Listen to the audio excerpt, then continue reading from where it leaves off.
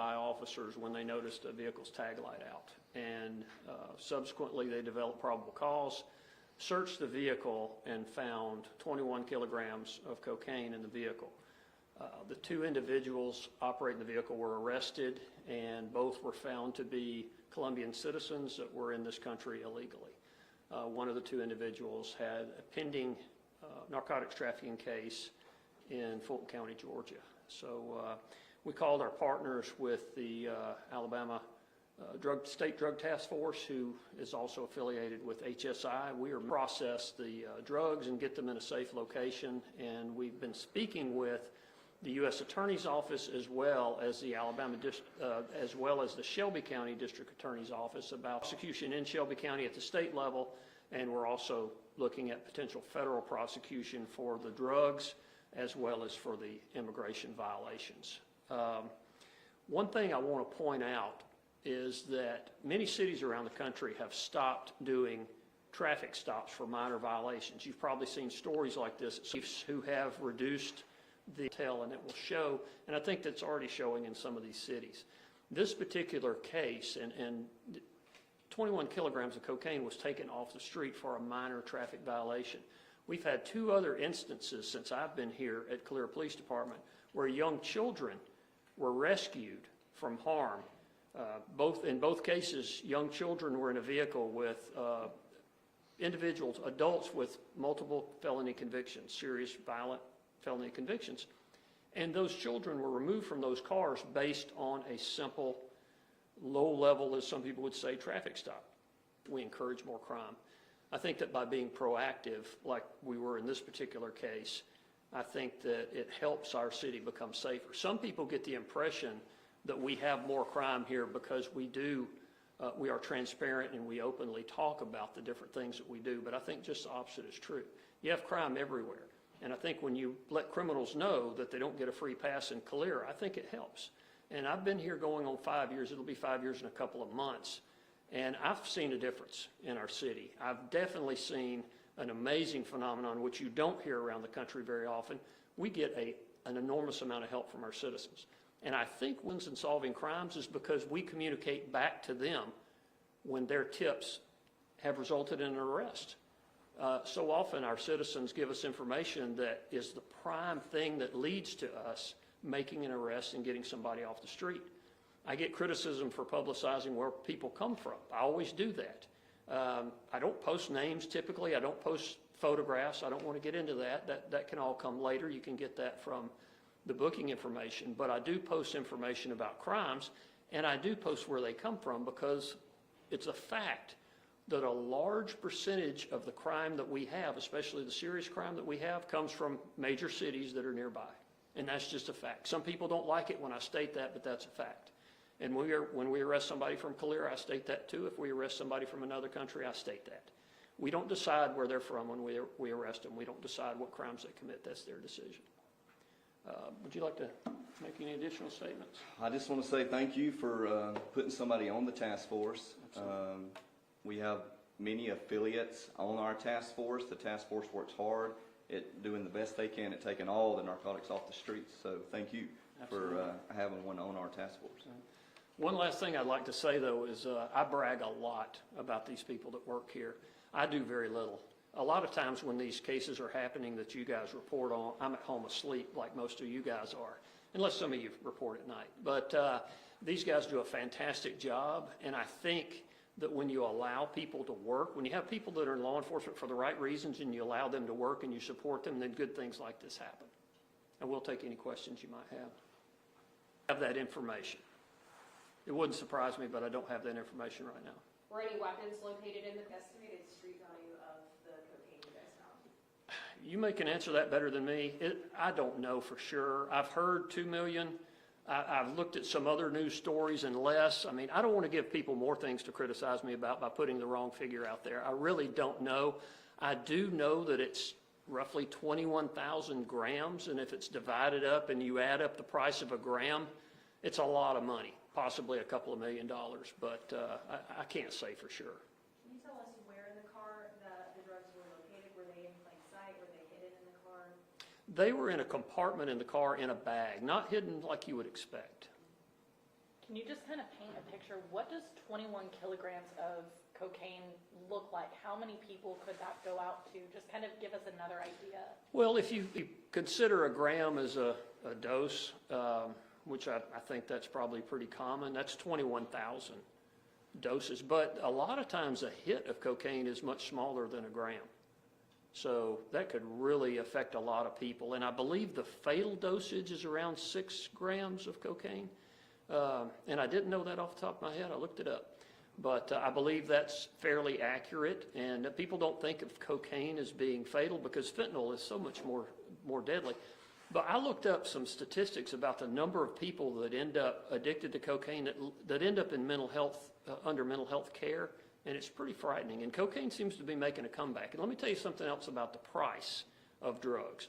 When I started doing this back in the late 80s, cocaine and heroin were unbelievably expensive. There was no such thing as fentanyl. It is dirt cheap now. And you know why it's dirt cheap? Because there is an unlimited, unhindered supply, regardless of your politics. It's just the truth. If we control the borders, the dope would be expensive. The dope's cheap, that means it's walking right across the border all day, every day. And 21 kilos to us is a lot. To the cartels, I don't think it's that much when you think some factories and how much they can produce. But, you know, we fight the drug abuse problem and trafficking here, but the solution has to be at the border. It can't be here because, listen, Americans have an insatiable supply. And as long as you have that desire and willingness to use and spend your money on drugs, it's going to continue to flow unless we stop it at the border. Because we can stop just a very small percentage this way. Was the cocaine cut with anything like fentanyl? We don't know yet. We tested it. It tested positive.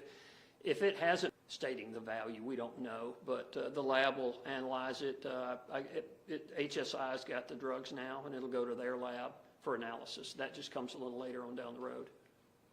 But I do want to thank our district attorney's office and the U.S. attorney's office because when this happened, got on the phone with them. We want to make sure we do everything the right way, do everything constitutional, and make a good case.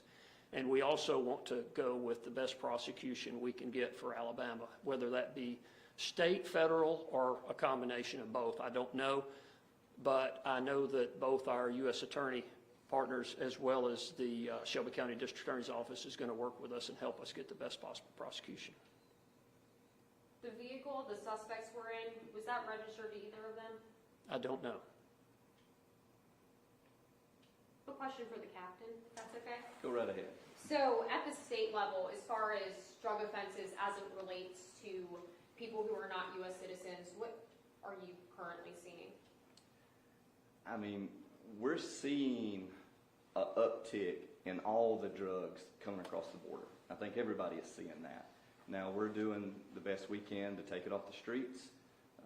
We're going to work with HSI in doing so, along with all of our task force officers, along with Calera, and we're going to do the best we can to eliminate all the drugs that we can. Was there a particular detail that led the officer to have probable search, cause for search? Yeah, after the initial stop, the marijuana was detected and one of the individuals was charged with possession of marijuana. So that led to probable cause.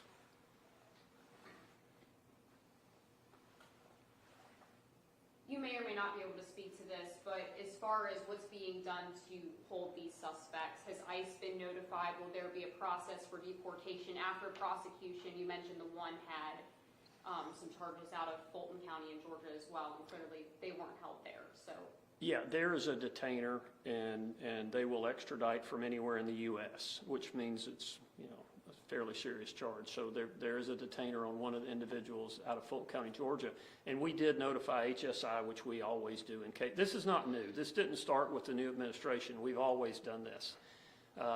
We got an immediate response from HSI like we always do, and from the Aaliyah Drug Task Force. I guess people think maybe this is something new. This could have been a year ago, and if this car came through Calera with a tag light out, I mean, our guys don't know who's in that car when they pull it over, when they got a tag light out. I was telling somebody earlier, my son got pulled over a couple days ago for a tag light out. It happens, and that's okay. That's what I'm talking about with these cities that are not enforcing these minor traffic laws. I think it's such a mistake, because if you're like my son and you get pulled over and you're not doing anything wrong and you got a tag light out, they tell you, hey, get your tag light fixed. If you got 21 kilos of cocaine, you go to prison. That's the difference. Were the men living in Calera, or? We believe they're from California and were on their way to Miami. I have a theory about that. It doesn't seem like the most direct route, but there's a lot of interdiction on I-10. There's a lot of interdiction on I-75, I-85, and I-20. You don't hear about as much on I-65. Maybe they thought that was the best way to come, but they didn't bank on. Y'all have to keep asking questions, because I have to tell you to stop. That's how this works. Were they, either of them charged with intent to distribute? Trafficking. Yeah. Yeah, and specific charges, like I said, there could be federal charges as well. But that's just initially with what the information we had. The investigation doesn't stop. There's much more in addition to the lab analysis that goes on at the time that you make the initial arrest. That doesn't mean the investigation stops. And we continue putting together the best case we can, because cases like this, and rightfully so, will be challenged in court, and we'll have to defend our actions. That's a large amount of cocaine. Have your officers ever encountered that large of amount of drugs? I searched and couldn't find a seizure that large in Shelby County. I'd like to be able to say that it was the largest seizure in the history of Shelby County, but I don't know. I don't want to say that without knowing for sure. I've been here 21 years, are both relatively young, that did this stop, and I'm very proud of them. It's amazing work, and I couldn't be more proud of them, their whole shift, but all of our shifts are like that. We really have a bunch of folks here that want to work, and I'm proud of them.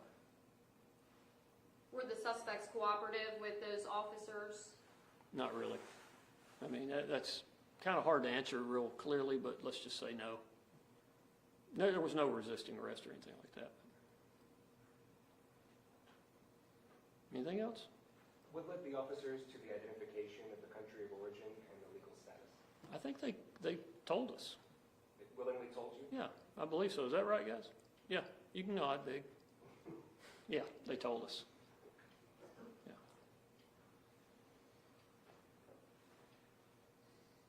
All right, is that it? Thank you. Anything else? No. Okay, great.